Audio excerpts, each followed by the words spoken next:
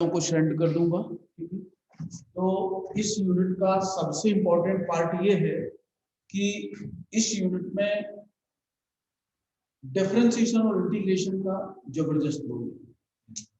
Importance of differentiation and integration, क्योंकि calculus नाम ही बता रहा है कि हमको उसमें काय का यूज होगा, इंटीग्रेशन और डिफरेंशिएशन, तो सबसे इंपॉर्टेंट पार्ट है। ठीक है ना। जब उस इंपॉर्टेंट पार्ट की अपन बात करते हैं तो उसमें है क्या एक्चुअली कि कैसे इंटीग्रेशन को यूज करना है, डेफिनेट इंटीग्रल है या इनडेफिनेट इंटीग्रल है, क्या है।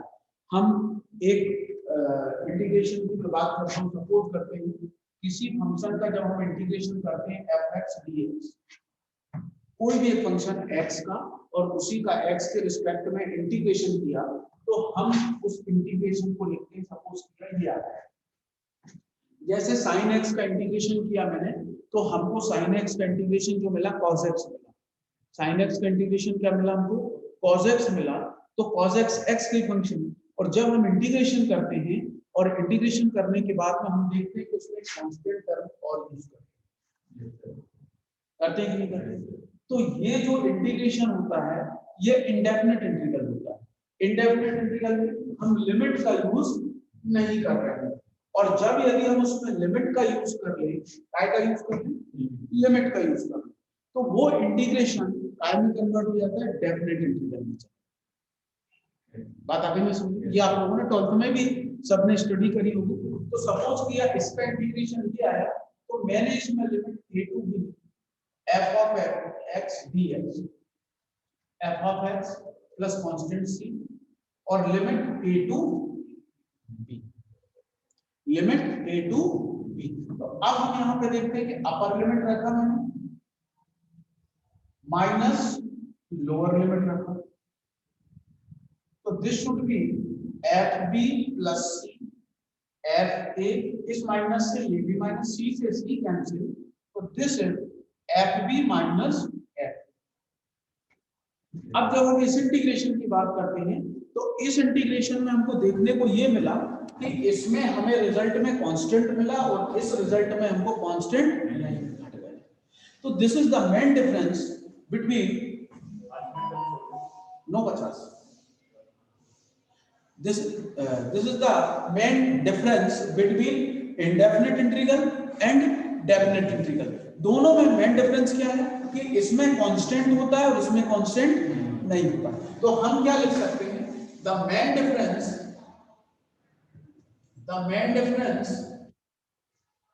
between indefinite and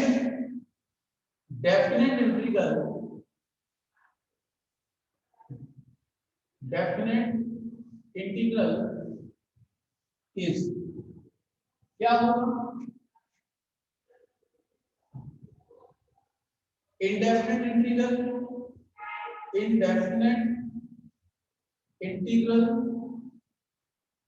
integral has constant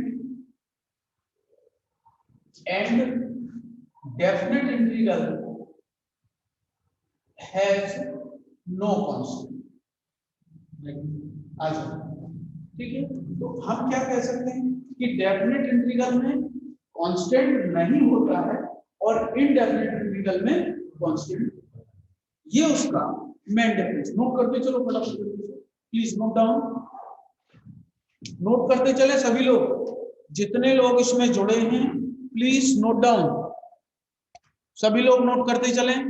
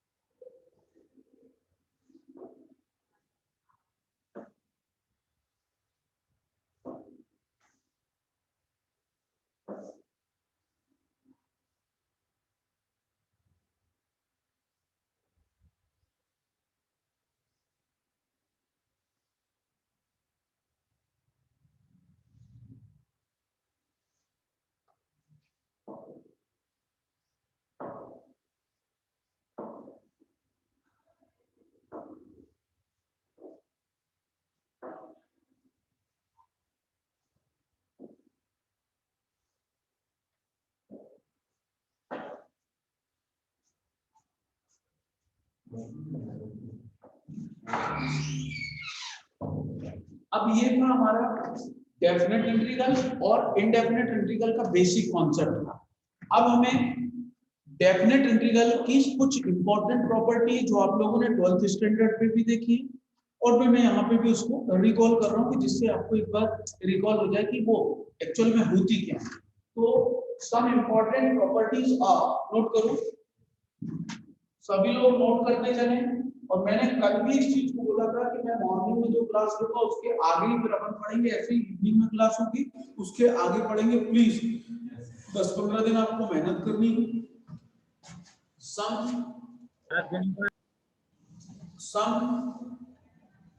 important properties of definite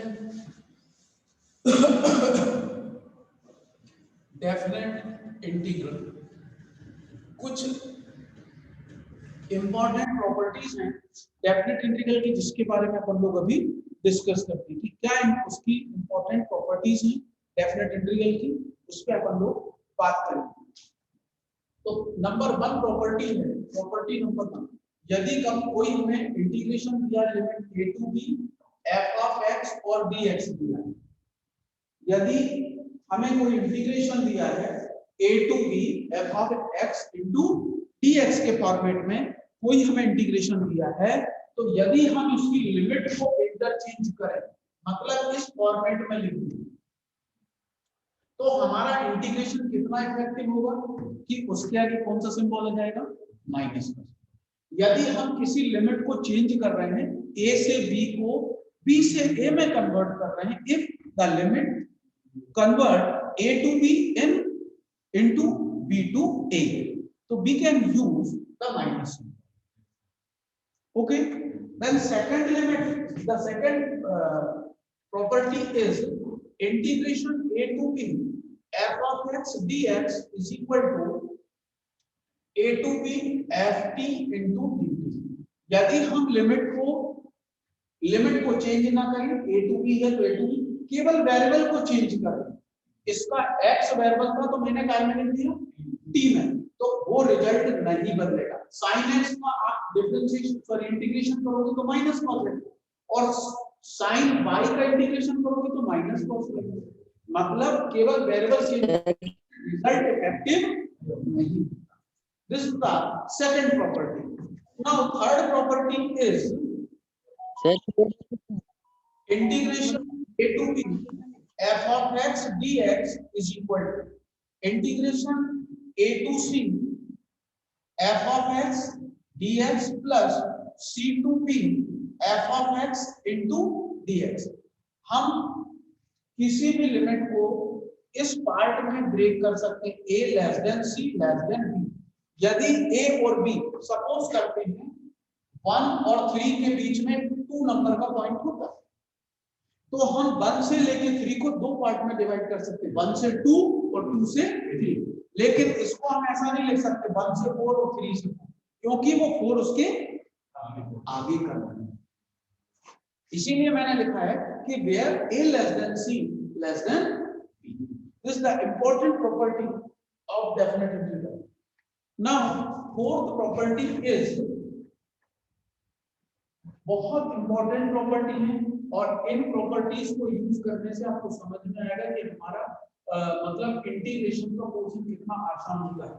integration यदि 0 से a f of x dx है, तो हम इसको क्या लिख सकते हैं, integration 0 to a f of a minus x into a। जो इसका रिजल्ट आएगा कोई का कोई रिजल्ट इसका भी हमको मिलेगा।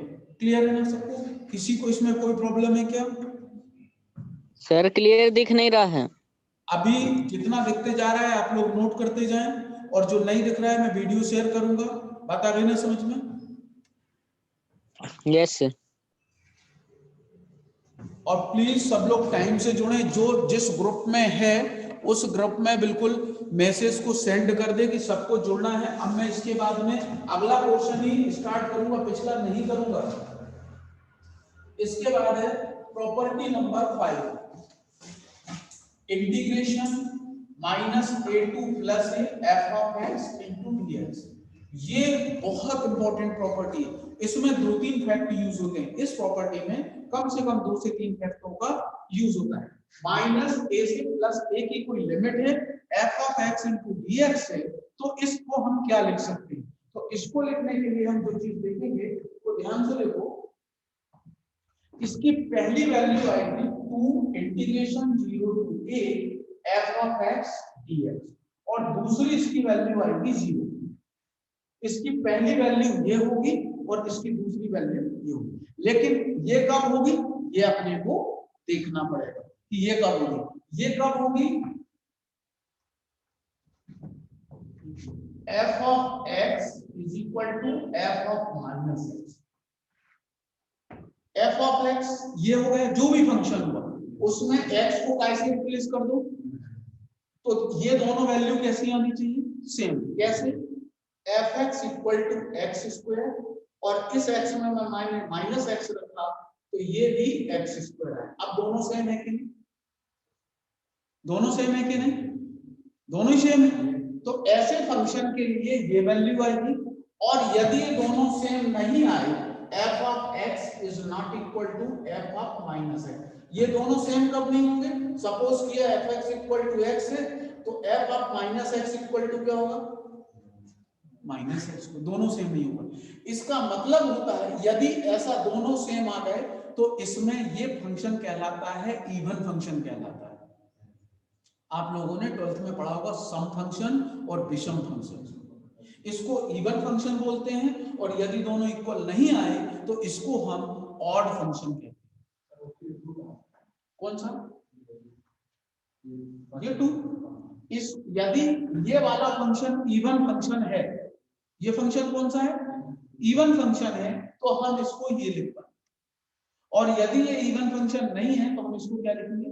0। और ये चेक कैसे करेंगे? यहाँ पे लिखा रहेगा कुछ ना कुछ, fx इक्वल टू मान लो x स्क्वायर लिखा है तो x स्क्वायर, और यदि लिमिट ऐसी दी है माइनस ए टू प्लस ए का मतलब -1 से +1 भी हो सकती है, -2 से +2 भी हो सकती है, माइनस थीटा से प्लस थीटा भी हो सकती है, -π/2 से +π, कुछ भी हो सकता है।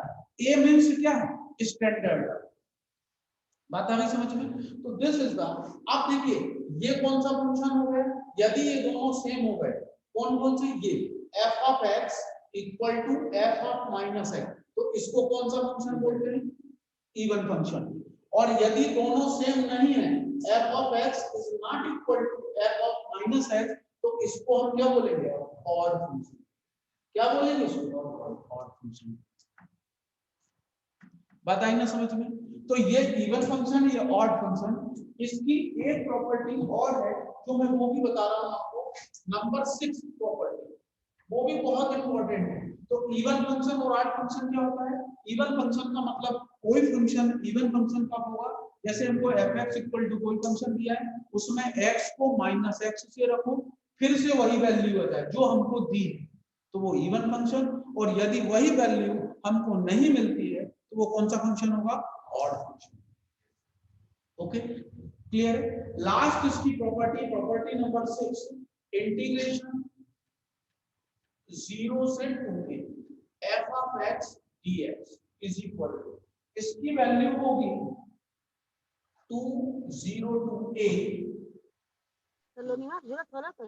f ऑफ x, और इसकी वैल्यू होगी 0। कब होगी? जब हम इसमें क्या करें? f of 2a minus x is equal to x। इस फंक्शन में, ये जो फंक्शन दिया देखो, इस फंक्शन में x को कैसे रिप्लेस कर दूं? 2a minus x।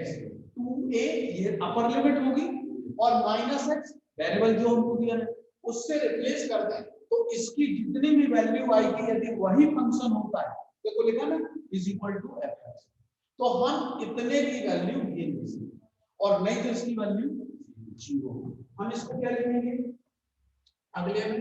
f of 2a, f of 2a, यदि ऐसा लिख ले यदि आप ऐसा लिखते हो तो उसमें हमको ये वाली टर्म मिल जाएगी। क्लियर है सबको? नोट करो प्लीज, सभी लोग नोट करते चलें।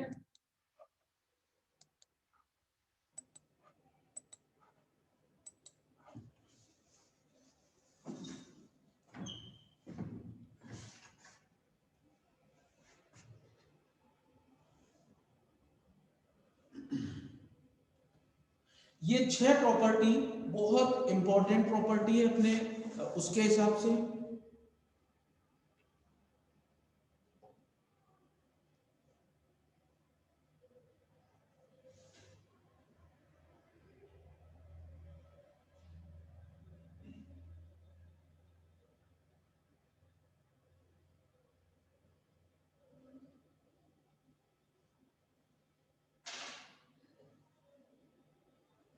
क्लियर है?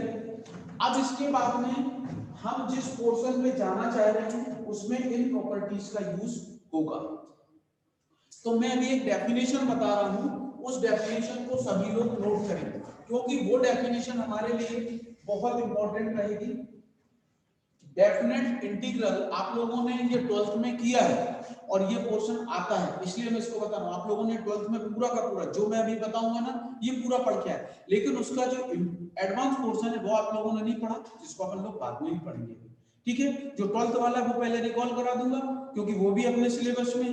ठीक है ना? तो नोट करो, definite integral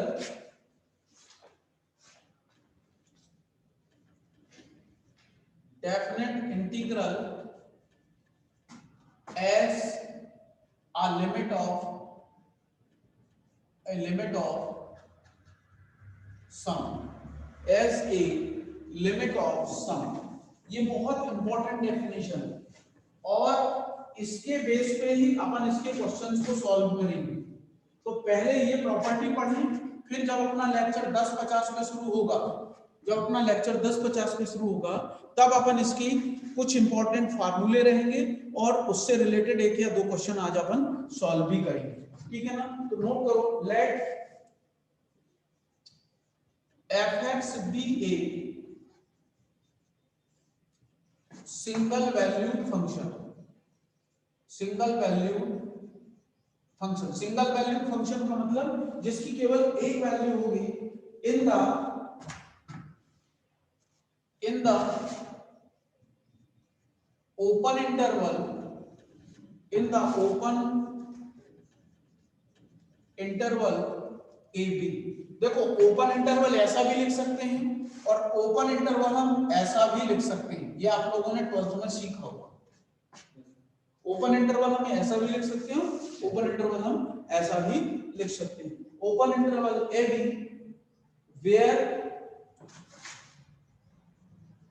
where a less than b, where a less than b and the open interval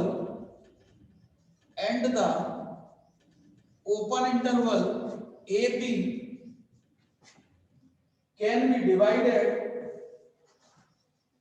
be divided into n equal parts, and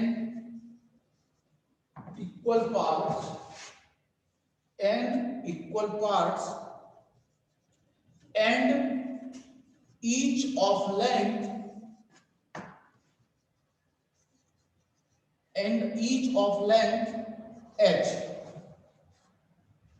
of length h, so that nh equal to b minus a। then हमको एक function दिया है, single valued एक function दिया है fx, एक single valued fx function दिया है। उस सिंगल वैल्यूड फंक्शन जो है कौन से इंटरवल पे है?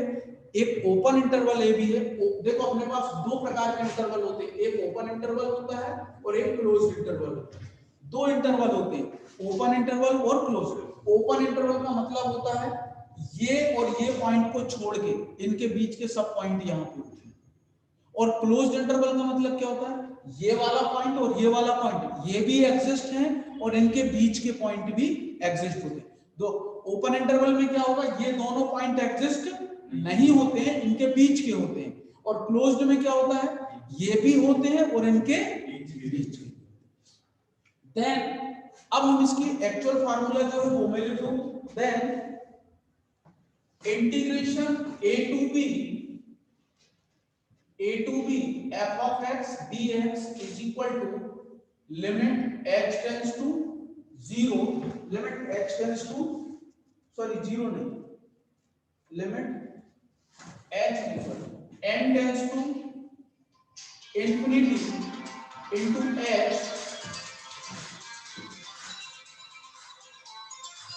मैं क्लास में भी लगा रहा हूं,